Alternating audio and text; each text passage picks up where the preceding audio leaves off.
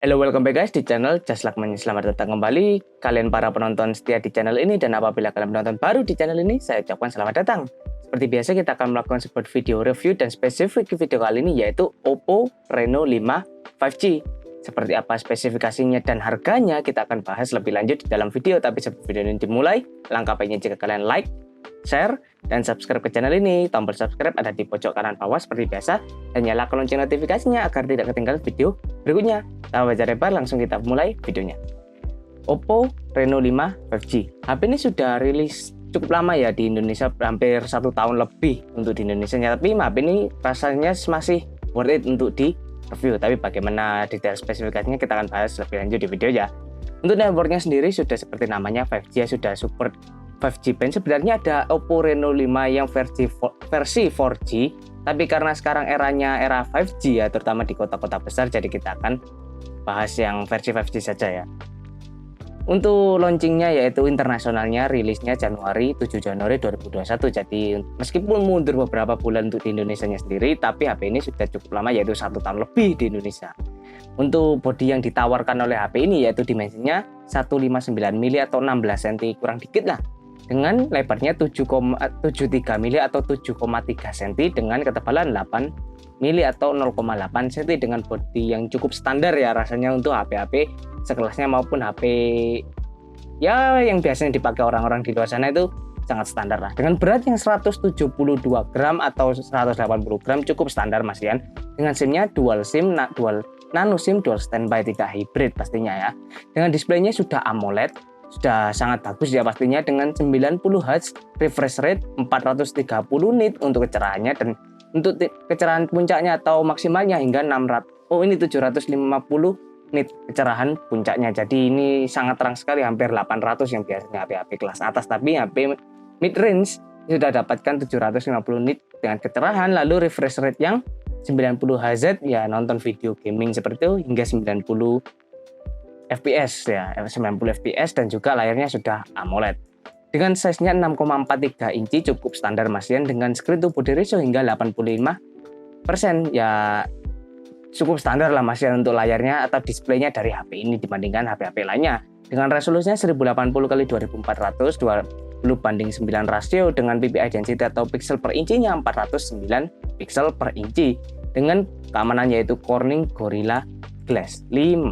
Jadi HP ini merupakan HP dengan display yang bukan standar sih, karena standarnya itu masih banyak yang IPS LCD, tapi ini sudah AMOLED, jadi ya standar ke atas lah sepertinya. Standar ke atas dengan refresh rate yang cukup bagus yaitu 90 Hz, dengan tingkat kecerahan maksimal yaitu 750 nit, sangat cerah sekali, dengan size yang layar cukup lebih kecil daripada saudara-saudaranya yaitu 6,43, yang dimana lainnya adalah 6,5 dan juga 6,6 inci. Tapi resolusinya masih sama, lalu PPI density-nya juga sama, dengan keamanan juga cukup sama dengan yang lainnya yaitu Gorilla Glass 5, mohon maaf. Tapi karena Gorilla Glass 5, jadi durability layar dari HP ini yaitu ya bisa kalian tebak sendiri cukup kuat ya dibandingkan yang Gorilla Glass 4 atau sebelumnya. Tapi Gorilla Glass 5 ini sudah cukup kuat meskipun tidak terlalu lah seperti atasnya. Lalu untuk platformnya sendiri, OS-nya, operation systemnya sudah menggunakan Android 11, bisa di-upgrade hingga Android 12 dengan UI-nya Color OS 12. Untuk chipset dari HP ini sendiri sudah menggunakan Qualcomm Snapdragon 765G 5G 7 nanometer. 765G, G-nya untuk gaming ya, sudah paham lah dengan koneksinya yaitu 5G untuk 5G. Jika kalian ingin tahu bagaimana performa Snapdragon 765G, bisa cari di Google ya, tapi kita bisa simpulkan bahwa Snapdragon 765G ini, apalagi G-nya untuk gaming, pasti bisa untuk gaming yang game konvensional, tapi untuk game-game kelas berat mungkin resolusi rendah saja ya. Dengan CPU-nya, konfigurasi CPU cukup standar yaitu octa-core 1x2,4 GHz, 1x2,2, dan lainnya 6x1,8 GHz. Dengan GPU-nya Adreno 620 sudah terintegrasi dengan chipsetnya tadi. Jadi ya untuk gaming bisa lah, untuk game konvensional kesimpulannya. Tapi untuk game kelas berat resolusi lebih rendah sedikit. Memorinya, sayang sekali HP ini tidak support, tidak ada slot memory cardnya atau SD cardnya, jadi ya nggak bisa upgrade. Untuk internalnya sendiri yaitu 8128 dan 12256. Sayangnya untuk di Indonesia sendiri yang ada itu hanya yang versi 8128, jadi ya cuma satu versi. Kan ini di launching internasional, tapi untuk di Indonesia sendiri hanya ada 8128. Jika kalian dapat 12256 ya selamat untuk kalian maksudnya. Yaitu lalu UFS 2.1. Kamera dari HP ini yaitu mengusung main kamera yaitu quad kamera 4 kamera dengan kamera utamanya yaitu 4 megapiksel wide, 8 megapiksel ultra wide, 2 megapiksel makro, 2 megapiksel depth. Fiturnya dari kamera ini yaitu ada LED pasti ya, HDR panorama dengan video outputnya 4K 30 fps hingga 1080 120 fps ditambah dengan gyro IIS dan HDR. Jadi bisa kita lihat dari kamera HP ini memang tidak mengusung kamera yang kuat hingga 108 megapiksel seperti HP yang pernah kita review sebelumnya, tapi 4 kamera yaitu 64822. Jadi HP ini lebih mengusung ke fitur dari kamera daripada kekuatan dari kamera itu sendiri. Jadi pilihan fitur yang disediakan oleh Oppo Reno 5 5G ini lebih banyak daripada ya pastinya fiturnya lebih banyak lah pastinya. Dengan selfie kamera sebesar 32 megapiksel sangat besar sekali, wide dengan fiturnya HDR dan juga video outputnya 1080 30 fps. Jadi untuk selfie kamera sendiri memang cukup brutal sih. 32 megapiksel itu sangat besar sekali megapikselnya. Memang megapiksel tidak berpengaruh ke hasil, tapi ya menambah nilai poin tetap. Untuk soundnya sendiri speaker pasti ada ya dengan audio jack atau 3,5 mm jacknya masih ada, jadi kalian nggak perlu fokus ke Bluetooth-nya. Lalu komunikasinya WiFi pasti ada, Bluetooth-nya 5.1 masih belum 5.2 ya karena ada audio jack-nya, jadi nggak terlalu ditinggikan lah Bluetooth-nya. GPS pasti ada, lalu NFC ada tergantung region, tapi karena Indonesia ya mungkin ada. Radio tidak ada, USB Type-C 2.0 on the go dengan fitur lainnya yaitu sensor fingerprint under display optical di layar bagian bawah, akselerometer, gyro, proximity, dan juga kompas. Dengan baterainya tipe lithium polymer 4300 mAh non-removable standar dengan fast charging 65 watt 100% dalam setengah jam. Dan juga support reverse charging ya. Jadi kita masuk ke dalam kesimpulan. Tentu saja harga yang kalian tunggu. Oppo Reno 5 5G ini dihargai di Indonesia ya, tapi ini harganya bervariasi tergantung tokonya karena hanya ada satu variasi yaitu memorinya 818. Ini tergantung foto dan toko, maksudnya tergantung toko dan juga kebijakan toko tersebut.